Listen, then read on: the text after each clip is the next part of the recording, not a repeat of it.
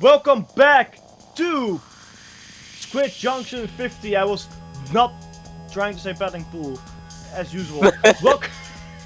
Welcome back to Squid Junction 50 as the shortest break the universe has ever seen. My name is Hat and I'm still joined by the lovely Spy. We had a good laugh about our Splatoon 2 tournament. Yeah, which should definitely happen. But you know what also should happen? The next set coming right up, Squidding Good, a very well-known and old team against 5GB Wi-Fi. I hope they don't have it in 5GB because the one Splatoon 2 update and they cannot play this game anymore. We're gonna go to the following maps: Splat Zone, Alfonsino, Alfonsino, Tower Control on Inkblot Academy, and if it is allowed for once, because we only had 2-0 so far, it will be a decider on Rainmaker Scorch Court, but don't count it because it never happens in Dapple Productions. Anyway, moving on. Also, basically, we have like a trilogy set here because we have the first match is going to be Splatoon 1 map, the second match is going to be on a Splatoon 2 map, and the third match is going to be on a Splatoon 3 map. That's was that on purpose? I don't think it was. I hope it is. That would be hilarious. That would be hilarious. Anyway, Splat Zones on Museum Alfonsino. I really like it because I really like Museum Alfonsino because compared to the other maps in this game, this map is huge, and I'm all for it. I mean, it is a really good map, but for me personally, I don't really like the spinner mechanic because it feels like it sometimes limits my movement. I don't know why, but I just don't like it that much. You're not a fan of the spinner. You're not a spinner connoisseur. Not really, but I do like it on clamlets though. Maybe it's just zones. I don't like that there's like a spinny thing in mid where you can paint that just kind of blocks off the zone. I don't like it. I mean, I can agree. Sometimes it's very annoying, but sometimes also very helpful. Let's see what these teams are going to play. I saw a 96 deco from Porky. This is not clamlet. You can't cheese here. The 96 deco though is, I think that's a very good for Porky. Fury also going with the ballpoint splitting no long range weapons on 5GB Wi-Fi. In fact, they're running double slasher, Dragon Claw and regular vanilla. It's interesting how that's going to turn out. Fury with that early inkjet gets to the Pepe. Looks at Mewtwo, gets Mewtwo as well. These three players are down for taking the driver because let's call it I forgot the name, the Wiper. Sorry, it's not a Wiper. Also got wiped out. Quite oh my god, was that a pun? That was a fun. And I 100% figured. Also, there was a crack and just kind of sweep through the landing spot or someone, and the Wiper deco wiped through the competition. Ha! Get it? That was literally so unfunny. We already made a joke. It's funny. It's funny. Yeah. Oh, that's Fury gets the Sludger. Can I go to the Sludger? Yeah, I mean, Landon just kind of sweep through the ballpoint there, but they were just kind of countered out by the lack of pain, and yeah, and that was just kind of in the better spot right there. It's still really up to the favor of Squidding Good. Like, what is happening here? Wi-Fi has to pick up the pace soon. We're only 1 minute and 30 seconds into the match, and there's only 20 seconds remaining on the counter of Squidding Good. They already have the Tractor Cooler and the Trisix, so it could lead up to a push. But what they have to do is fast because they're about to run out of time. Only a couple ticks left on the zone. Can they neutralize it? No. Even though I that feel was like that should have close been. though at the end. That should have been neutralized. How is that not neutralized? That's spinner. Splatoon logic. That's spinner. That spinner the spinner doesn't count towards the zone. Yeah, that spinner. Oh man. That's why I don't like it. No, that's if it would actually count towards the zone, then I would maybe tolerate it, but like that, no. Squidding Good, I want to talk about Squid Good a second because they had a very, very good start and a very good defense after it. It was not as strong as we saw from Persistence and Why Not, but I feel like Squid Good also has a very good chance to here. However, they've lost, I feel like, too many fights that put them at risk of losing the zone because it was neutralized once. Almost captured by 5GB. And at the end as well, like, they had 2 players down. It was lucky that Fury was alive to help paint that zone as a splat lane, because that's literally all the splatting does, is just paint and be annoying. I talked about this as well at RSL.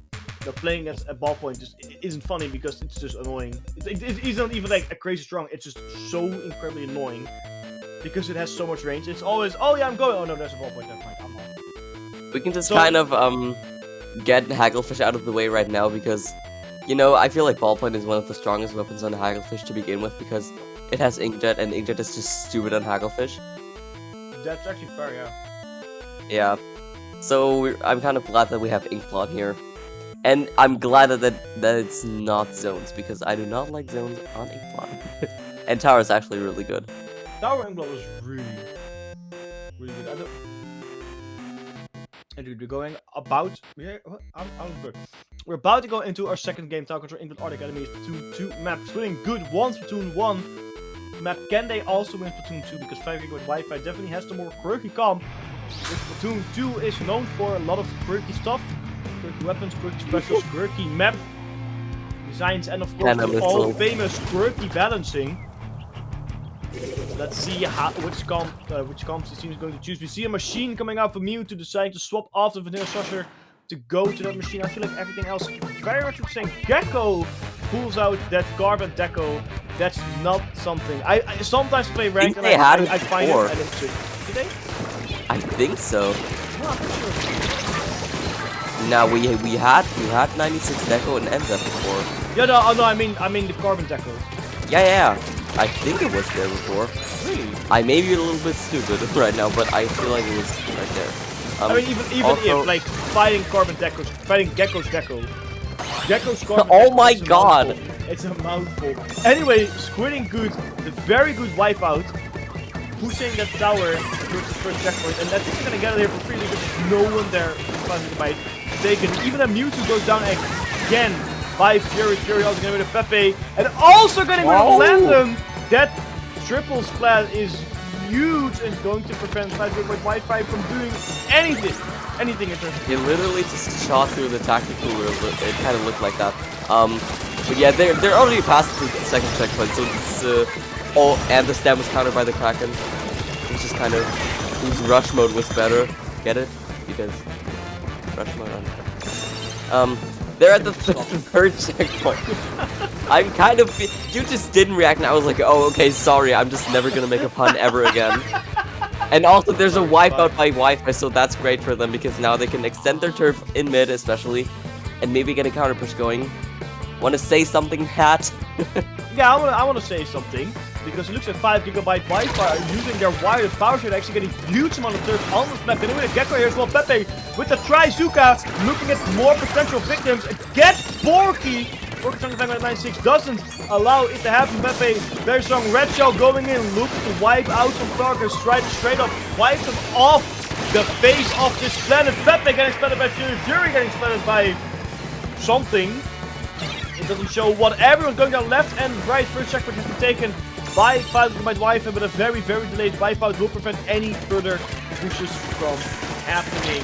Very good defense by Squidding Good, just allowing them to push a little bit forward, to gain up Squidding Good, to gain special, to gain up the group, and set them off is very good. That's what Squidding is known for. It's consistent, strong plays. And 5GB Wi-Fi has to match here with the person to match defense if they are two players down here. Spy and Porky going in with the Kraken with that boost. Can they get the splats here? Yes, they can. Well, sort of an assist. Still a very good attempt. Another player goes down with another Wi-Fi. Also, Gateway just pulled out the tactical and kind of trying to use it as a shield, but they were picked off right now. That was of course not very good for them. But now Wi-Fi has some more extension of their turf. Especially mid. They have the Trizuka going on by Pepe. And also, it's just kind of a fight going on between Mewtwo and good old Porky. And Mewtwo actually wins this 1v1 situation right here. And the Carbon is sharking for the machine. And they got another pick with Pepe. And now they're sharking the spot by the Tri. And with that, they got a wipeout. The Carbon is absolutely menacing. Yeah, Carbon is absolutely... especially like if you do one. It was kind of a joke, and then in this game it literally came back as a menacing weapon, and it shows. I mean, not really. I mean, we had the V Carbon at the beginning, and not Carbon Deco. Yeah, but I mean, come on. In this game, Carbon is just bit. Like, I feel like in Splatoon 2, the weapon itself, it was very inconsistent. Like the main weapon. And in this game, it's also inconsistent. It's way less inconsistent than it is was on Splatoon 2, which to me makes it more valuable and also a lot more fun.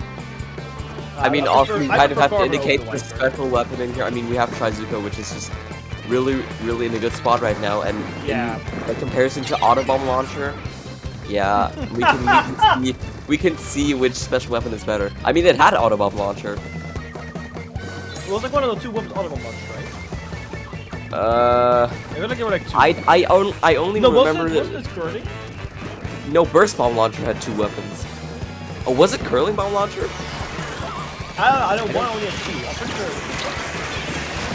Okay, anyway, let's get back onto it. It looks like 5GB Wifi is making a very good attempt to push, with 3 players down on the side of Squiding Good. They only have 17 seconds to get that push all the way to 19, which is huge, which is far, which is about to touch the third checkpoint. They still have the overtime going on. They still have overtime, but they have 2 players down. That's going to make it difficult with that Inkjet, especially with 2 players down. The Kraken going on tower as well, securing game number 2. A good attempt by 5GB Wifi, but it was not good enough as Squidding Good shows their power, putting in another 2-0 on the bracket. Also, like, after the set, I'm gonna look which weapon was, like, Autobomb Launcher. And I think the 2 weapons that were with the launcher was, like, Burst Bomb Launcher.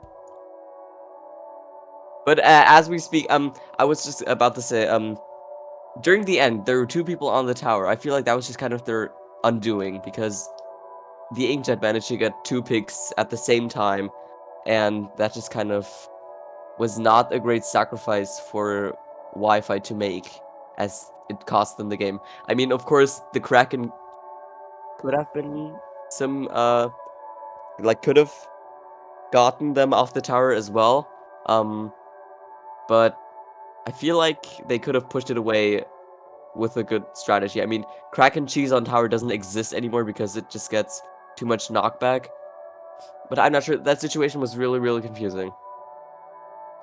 Yeah, I agree with that. I mean, 5GB Wifi, I think, was a lot better than the first 2 teams we saw. So against Persistence and I mean Arcadia and DKD in terms of like actually trying to come back and fight. So I think this match was a lot more fair, and I think going forward, it will be more like this, as a lot of weaker teams will be eliminated early towards the losers bracket. The more the top teams, will fight here. So I think for that it's very good to see. And we saw 5GB Wifi as well, like actually getting some good fights and some good pushes. But it's just their consistency. I feel like that is something that these teams have to work on. They're kind of inconsistent, I feel like. I mean, it's always really kind of hard to work on inconsistencies. But with Wi-Fi, it seems like it was going back and forth, and especially with like how they were playing, it was like an all-time high with like tower at the end. But it still seemed rather inconsistent, as you said. Yeah. Yeah, I think with that, we will be going on a little break until our next match is ready, which will be Winners Round 4 with a funny strike ban. So people get to strike ban some maps until we have our map list. I believe it will also be best of 5 going forward. So grab your snacks, grab some drinks, because we'll be right back.